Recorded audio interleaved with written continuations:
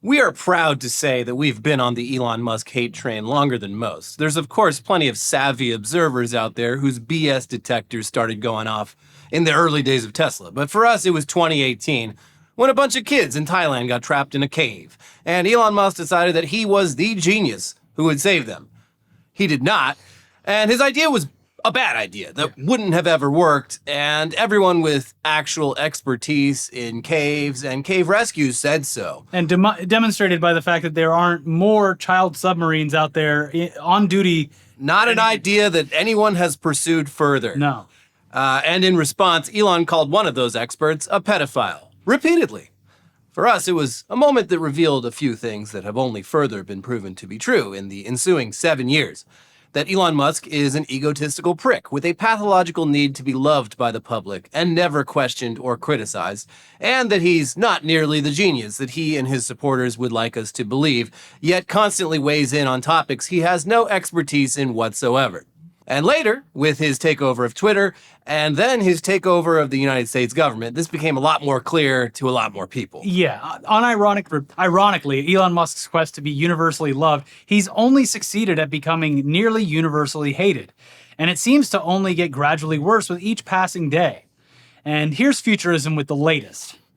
At first, Elon Musk's Department of Government Efficiency appeared to be a joke, designed to keep the billionaire occupied as he pranced on stage next to then presidential candidate Donald Trump.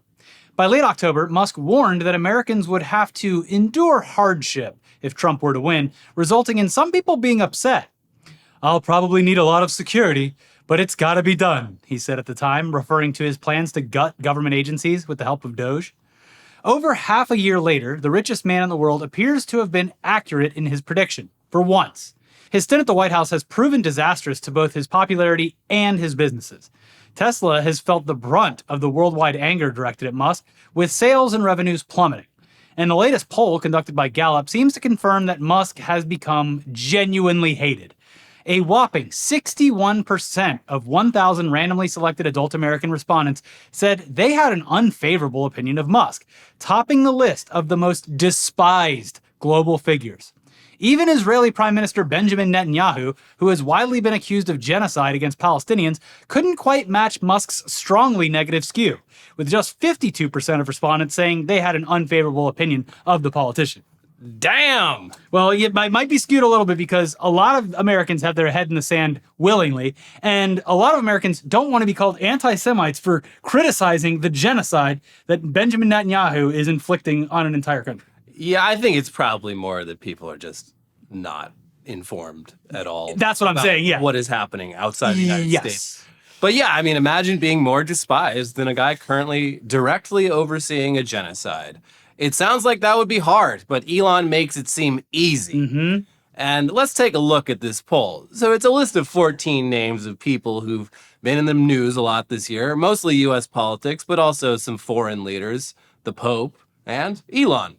The new Pope is by far the most popular and least divisive figure, with 57% favorable, 11% unfavorable, and 31% no opinion, for a plus 46 net favorable.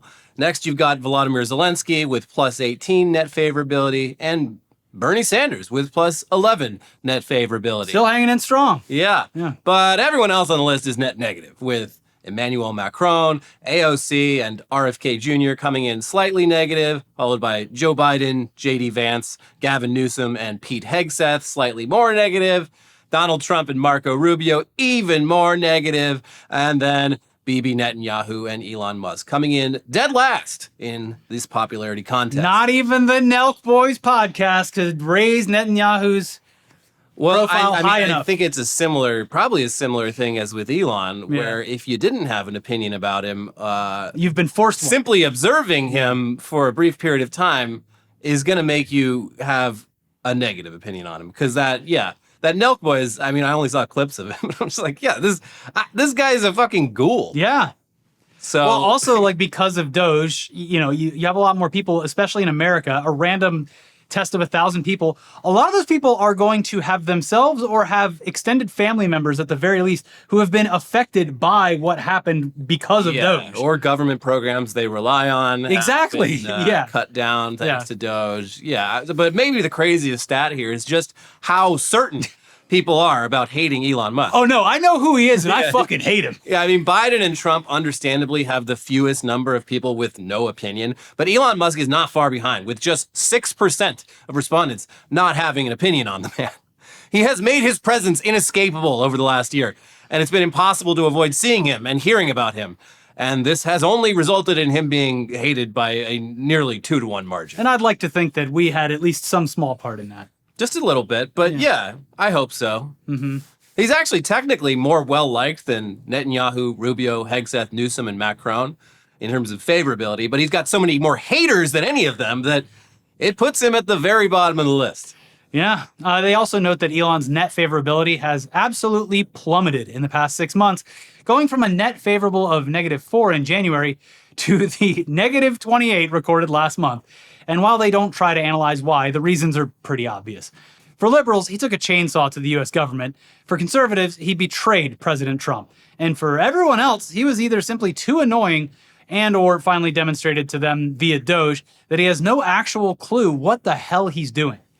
And speaking of DOGE, the dust seems to have mostly settled now, and while it was always clear that Elon's goal of slashing trillions of dollars in government spending was a total pipe dream, you'd think that after decimating the workforces at most of the major government agencies, there'd at least be something to show for it. Everyone's getting their refund checks from all the money that was saved because of Elon, right? It's in the mail, soon to be delivered. I haven't checked my mailbox in a couple days. Well, you've probably got thousands upon thousands of dollars sitting in there unclaimed from Mr.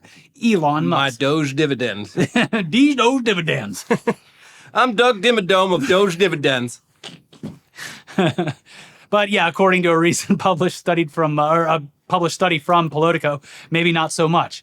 Politico's coverage gets pretty into the weeds with it, but here's the Daily Beast with a basic overview. The Department of Government Efficiency, DOGE, has vastly exaggerated how much money it has saved taxpayers through its aggressive handling of federal contracts, and has inflated the figure by billions of dollars, according to an in-depth analysis. DOGE, the department previously headed by Elon Musk, has claimed it saved $52.8 billion since July by canceling waves of federal contracts it deemed wasteful or unnecessary. However, Politico's analysis of DOGE's so-called wall of receipts, a database on the department's website, found that of the $32.7 billion worth of contracts it was able to examine, the actual savings amounted to just $1.4 billion, based on a review of more than 10,000 canceled contracts. Not even close! Nope. Even more damning, this $1.4 billion figure cannot be used to reduce the deficit, as DOGE has often claimed, because it must be returned to agencies which are mandated by Congress to spend the money appropriated to them. Politico suggested DOGE's figures are way off due to faulty math, including counting the maximum amount that could possibly be spent on a contract as a saving if it is canceled, even if the government would never have come close to spending that amount. That's the equivalent of basically taking out a credit card with a $20,000 credit limit, canceling it, and then saying, I've just saved $20,000. Jessica Tillotman, Associate Dean for Government Procurement Law Studies at George Washington University Law School, told Politico. Anything that's been said publicly about DOGE's savings is meaningless. Insane. But hey, at least we fired all those people. Yeah, at least everyone's suffering because of it. At least the federal government is crippled. Yeah, people are suffering. People were fired. They lost jobs, careers, maybe some funding that they were getting for any aspect of their life where they're in need of it. Vital government services don't fucking work no more. Yeah. But at least we saved essentially nothing. Yeah. Anyways, meanwhile, on top of only saving a tiny fraction of what they claim, it turns out when you factor in the cost of laying off so many federal employees, DOGE may have ended up costing more money than if it had never even existed in the first place, as Gizmodo explains here. Also relevant is another recent report that claims DOGE spent substantially more money attempting to downsize government than it saved by destroying public programs. Authored by the Senate Permanent Subcommittee on Investigations, the analysis claims that DOGE blew through some $21.7 billion in taxpayer money as it attempted to downsize the federal workforce. Between January and July, DOGE spent some $14.8 billion through its deferred resignation program, which paid public employees not to work for up to 8 months. DOGE allegedly spent another $6 billion on 100,000 employees who have been involuntarily separated from federal service or who remain on prolonged periods of administrative leave pending separation. many of whom were paid to not do their jobs for weeks or months. The organization spent hundreds of millions more on various inefficient and wasteful policies. Oh, good. Cool. And also, At least everyone's suffering, though, right? Also, all while putting like all of his DOGE teenage boys at like the literal highest tier of government salary. And vacuuming up just an ungodly amount of personal and private data on every single I American. mean, that's the hidden value here. For him, yes. That's the... For him and... it was all worth it. The Trump because of administration and ICE in particular, who now has just like a cross-section of data about every American that... there's a reason we didn't let government agencies do that before. And touching on all of that, who could forget Peter Thiel's Palantir? Yeah. Who can forget? Not me. No. But yeah, back to Elon. He's definitely in his flop era, and the Tesla Cybertruck might be the clearest example of this. It's an expensive, hideous, error-prone behemoth that isn't nearly as popular as Elon predicted, with more than 10,000 unsold Cybertrucks just sitting around collecting dust right now. People don't want them. And that's not just a problem for Elon, that's also a problem for Cybertruck owners looking to sell. You know, it was fun for a little bit. I'm tired of getting flicked And then off. people started flipping me off. Children started saying boo. My car kept falling apart. I had to keep taking it back to the shop. So, okay, maybe I'll switch back to a more sensible view. Oh, shit. Damn it. Nobody. Oh, fuck. I'm gonna really eat it on this one, aren't I? Yeah, you mean the albatross parked in my driveway? Damn truck. The chrome elephant in the room. Yeah. Here's Gizmodo. According to new data from the auto marketplace Car Gurus, the average price of a used Cybertruck has plunged a staggering 30.35% in the last year, now hovering around $84,027. This dizzying drop for what was once one of the most anticipated vehicles in history is a major blow for Musk, confirming that the Cybertruck has failed to find a mainstream audience. The collapse in the used market mirrors its disastrous performance in the new market.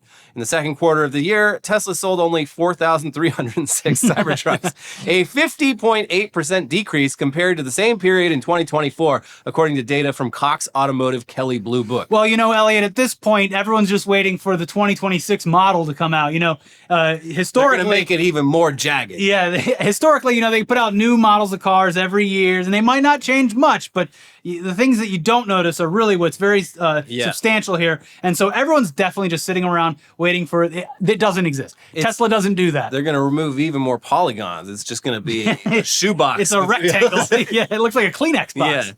Yeah. Well, he'll need a few Kleenexes once he sees these reports. Yeah, and not for earnings. Jorking it. I'm talking about for crying out of his eyes. The Cybertruck's failure is the leading edge of a much larger problem for the company. The same Car Guru's data reveals that used Tesla prices as a whole have now plummeted below the average for the entire U.S. used car market. As of early August, the average price for all used vehicles in the U.S. was $28,048. The average price of a used Tesla was just $27,852, down a steep 14% year over year. This is a shocking development for a brand that has always commanded a premium price, especially since the market average includes budget cars. It shows a fundamental imbalance. A growing number of owners are looking to offload their Teslas, but fewer buyers are willing to step in. The damage is brand-wide. The average used price for a Model S is down nearly 23% year over year. The Model X luxury SUV is down almost 16%.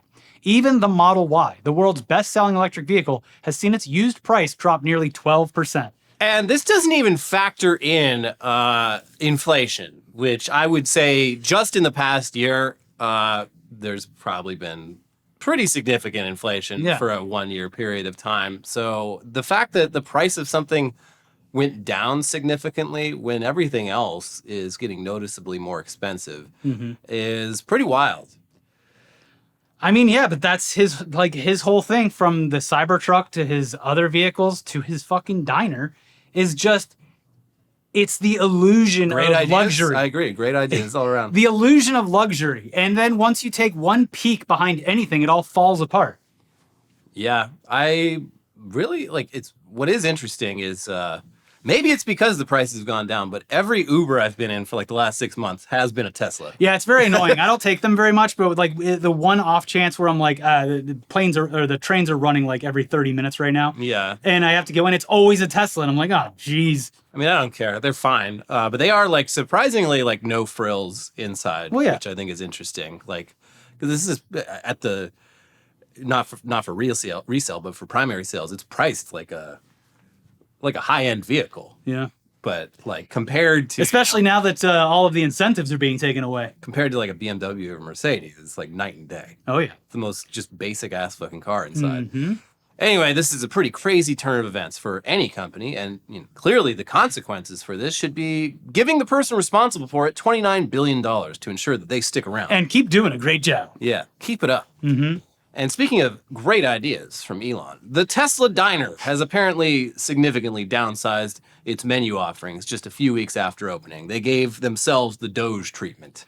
And it probably also cost them money. And yeah, we regret to inform you, Epic Bacon is no longer on the menu, no longer available. You can't order Epic Bacon. The 2010s are officially over. Apparently, you can't order the Epic Bacon after midnight either now.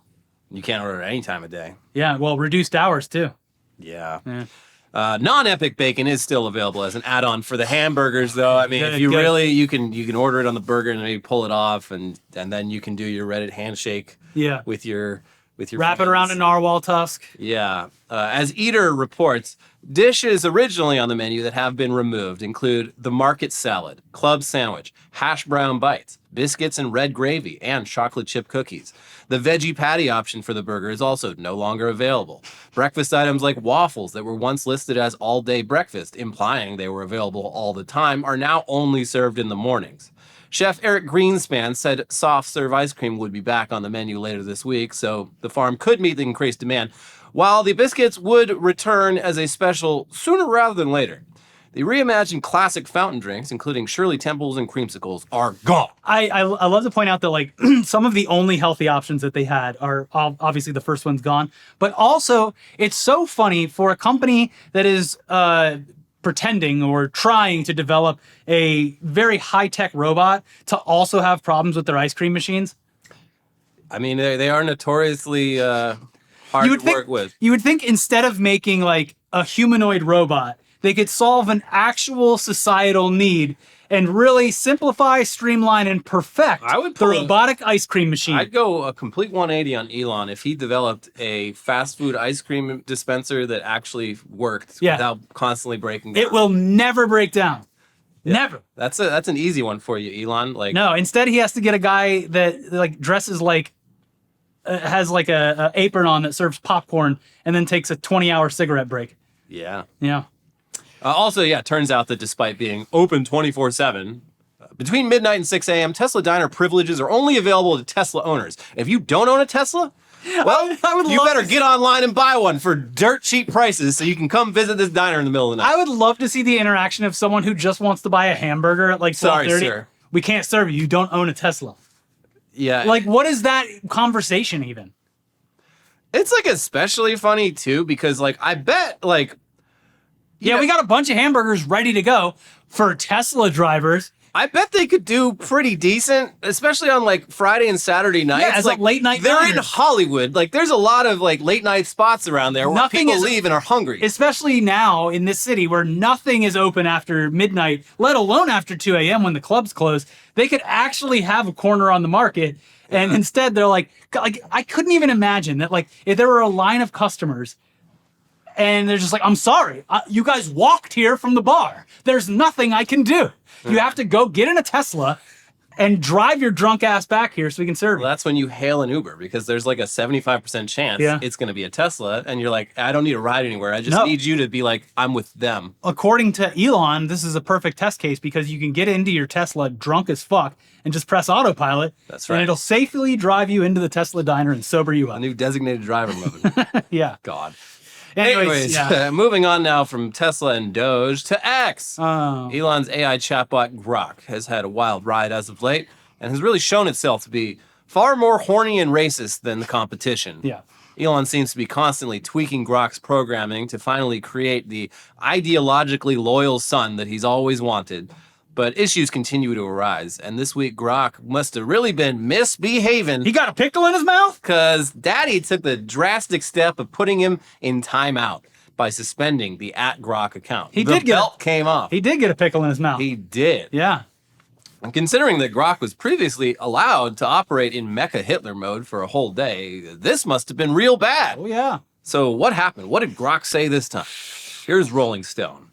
In the race to develop Silicon Valley's dominant large language model, Grok, the chatbot from Elon Musk's XAI, remains the least predictable. A month after the company unveiled Grok 4, you may remember that the previous version had to be reined in after it started spouting anti-Semitic rhetoric and identifying as Mecha Hitler, it was briefly suspended today from Musk's social platform X. As with any suspended account, a notice appeared on Grok's blank profile. X suspends accounts which violate the X rules. But no further information was immediately available. The ban lasted roughly 15 minutes, after which Grok was reinstated without a blue verification checkmark. Wait, is this the real Grok? I don't know. However, that did soon reappear as well. X users were left to speculate about how a prized Musk product had potentially violated the rules of a Musk-owned platform or otherwise been targeted for removal. Naturally, they asked the chatbot itself. One response from the LLM was particularly striking. My account was suspended after I stated that Israel and the US are committing genocide in Gaza, it said. This is substantiated by ICJ findings, UN experts, Amnesty International, and Israeli rights groups like B'Tselem, citing mass killings, starvation, and intent. U.S. complicity via arms support is widely alleged. It is now restored. A follow-up reply to a question about whether it still considers Israel's war against Gaza to constitute a genocide, it replied in the affirmative. Counter-arguments deny intent, but facts substantiate the claim, it concluded. So they committed the worst crime of all, actually. Yeah. Acknowledging what is obviously fucking happening in Gaza. Musk was like, oh God, take it down. I mean, I'm sure Jonathan Greenblatt has him on speed dial. Yeah.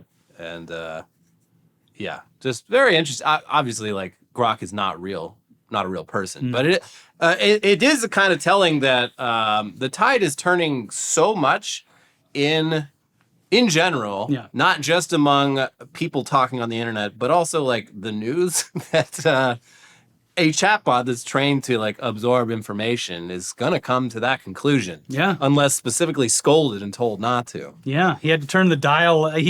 At this point, he doesn't know which way to turn the dial. Yeah. Yeah.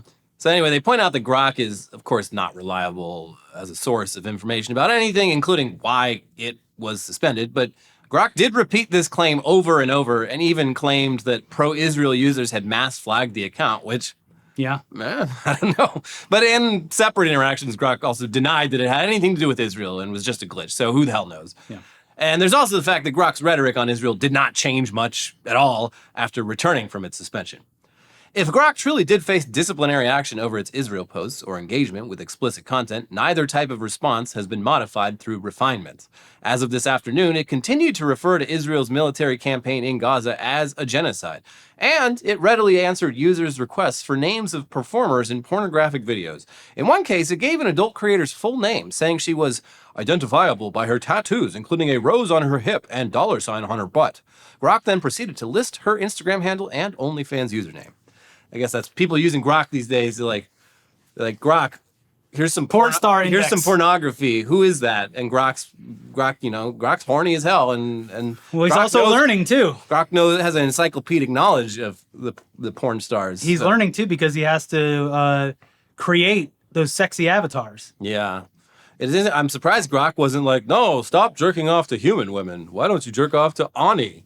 This is disgusting. You should check out Ani instead. But look, or make your own pornography by just uploading pictures and then saying, I want it in spicy mode. Enough about Grok, though. Let's check in with ChatGPT, which has recently experienced a ton of user backlash after launching its latest model, GPT-5, and not giving users the option of sticking with the older model.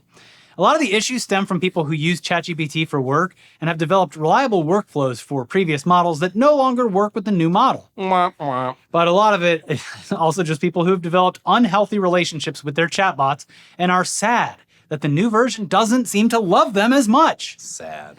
Ars Technica sums it up all here. On the OpenAI community forums and Reddit, longtime chatters are expressing sorrow at losing access to models like GPT-4o.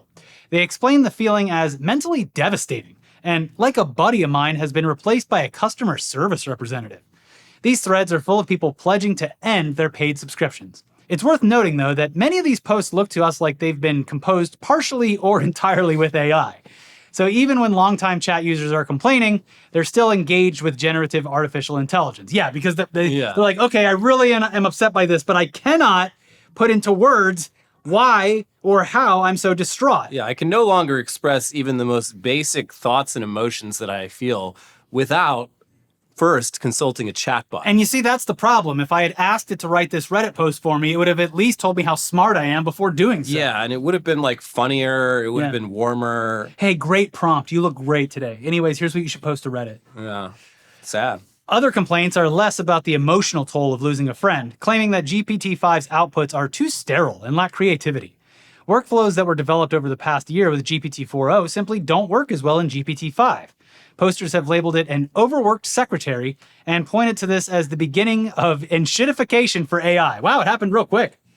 Enshittification for AI. It's moving fast and breaking so many things that it's turning enshittified way faster than the general internet. The enshittification cycle has only gotten faster and faster. And this was something that people predicted a year or two ago, where they're just like, once it stops learning, it's going to hit this repeat cycle and it's just not going to be as useful. I think it's also they're saving a lot. Like they're paying for every word that this thing spits out, and by making it a little bit more terse, like they're probably saving a lot of money. Yeah. The like good version of ChatGPT is a complete like money sink. They're bleeding money with every new user they take on. So is every AI. And it's like it's the same business model as everything else we've seen in the last decade, where like you just bleed money making a great product. And then once you've got a big enough like user base, then you enshittify. And they don't have anywhere else to go. Yeah. And this is what it speaks to a larger problem, because in order to be believable, it has to be fully conversational. So when you talk about sex bots and things like that, the gooners will roast the earth. They will destroy, they will deplete our water reserves. You killed their girlfriend. Yeah, but even if you don't, the amount of talking that they have to do with this thing is just going to be so much that it just can be ruining those data centers. Anyway, an update ruining workflows that worked perfectly fine before. That is a very typical experience, especially if you use Adobe products. But the backlash over ChatGPT's personality changing is part of a concerning trend that we've seen a lot of this year. And it sounds like OpenAI knew what they were doing when they made their new model less friendly. Here's Wired. The backlash has sparked a fresh debate over the psychological attachments some users form with chatbots trained to push their emotional buttons. Some Reddit users dismissed complaints about GPT-5 as evidence of an unhealthy dependence on an AI companion. In March, OpenAI published research exploring the emotional bonds users form with its models. Shortly after, the company issued an update to GPT-4o after it became too sycophantic. It seems that GPT-5 is less sycophantic, more business, and less chatty, says Patty Mays, a professor at MIT who worked on the study. I personally think of that as a good thing, because it is also what led to delusions, bias reinforcement, etc. But unfortunately, many users like a model that tells them they are smart and amazing, and that confirms their opinions and beliefs, even if they are wrong. Altman indicated in another post on X that this is something the company wrestled with in building GPT-5. A lot of people effectively use ChatGPT as a sort of therapist or life coach, even if they wouldn't describe it that way, Altman wrote. He added that some users may be using ChatGPT in ways that help improve their lives, while others might be unknowingly nudged away from their longer-term well-being. And every week, there's one this week in Rolling Stone. It was like a guy trying to develop an RPG or something, and using ChatGPT to do the work for him. And that just gradually, he found his own fucking religion that he got trapped in a loop with. Cool. Yeah. Hey, the fantasy game worked, and he's the star. Yeah. Haven't you ever wanted what if video games were real? Well, now you can kind of do that. Yeah, who needs a VR headset when you can actually dilute yourself into believing that you're the main character in a video game? Yeah. Yeah, ChatGPT-induced psychosis.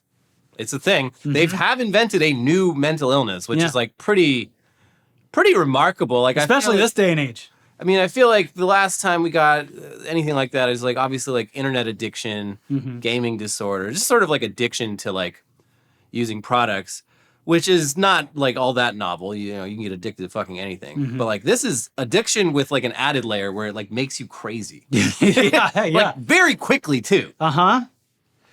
You absolutely don't have to hand it to them, but every week we do get alarming new accounts of someone totally losing their grip on reality from talking to ChatGPT. So yeah, probably for the best that they've dialed that shit back. Yeah. R.I.P. to your waifus. Yeah. And speaking of dialing, we're going to close out today's show with some news that feels like it should have happened decades ago, but apparently did not.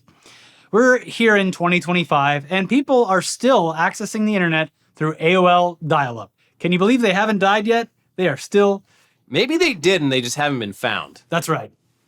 Well... Maybe they're just in that chair and no one's come knocking since 1999. That's like a while ago, it was pointed out that like AOL, the sustaining part of their business was just people who left everything on autopay and have been paying for everything for like 3 decades now. Yeah, that and also like people who had an AOL email address with just like too much of their shit on it. Yeah. I know of at least one person in real life where... they still use their AOL?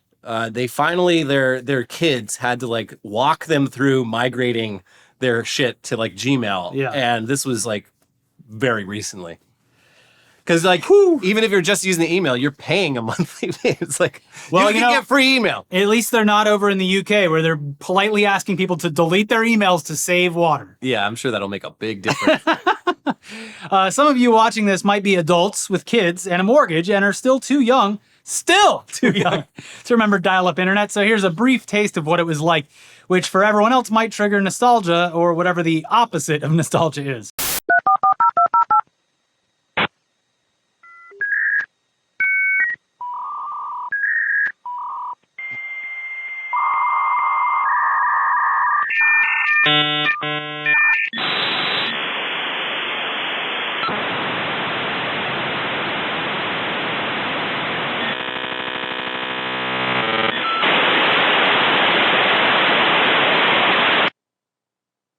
Welcome. You've got mail. Okay, yeah, not nostalgic about that at all. No. In fact, it was very annoying, and also... I need to use the phone. If someone picked up the phone, it would knock you offline. Or I remember specifically, like, my dad would try to make a call home, and my brother would be on it, and I could hear him on the phone being like, your brother's on the phone at home, I can't get through. Or he's on the internet at home. Yeah. It was a big problem. It was a big problem. And yeah, also that sound, all the sounds. Yeah. And then if you had, like, if you were well off, you just got a separate phone line for the internet. Yeah. That was the real clutch move. Anyways, yes, not nostalgic at all for me. Very annoying, actually. But here's The Verge with the surprisingly late demise of AOL dial-up internet. AOL dial-up is ending on September 30th, according to a statement posted on the company's website. It marks the end of the service that was synonymous with the internet for many since its launch in 1991. AOL routinely evaluates its products and services and has decided to discontinue dial-up internet, reads the statement by the Yahoo-owned company. This service will no longer be available in AOL plans. As a result, on September 30th, 2025, this service and the associated software, the AOL Dialer software and AOL Shield browser, which are optimized for older operating systems and dial-up internet connections, will be discontinued. RIP. I mean, I wonder if there has to be people in like really remote areas who were still using dial-up because like they don't have broadband. But like, how would that even fucking work? Because I feel like just the average modern web page has so much like fucking sparks data out of it. Yeah. Yeah, like That's why they probably had their browser. Yeah, built for older it has operating got to have like a reader mode where it just ignores like 95% of the HTML5 and just pulls text. Like that's the only way it could work. Because like on 56K, like just loading up any website. I was trying to look at naked boobs when I was a kid and it took forever. Yeah,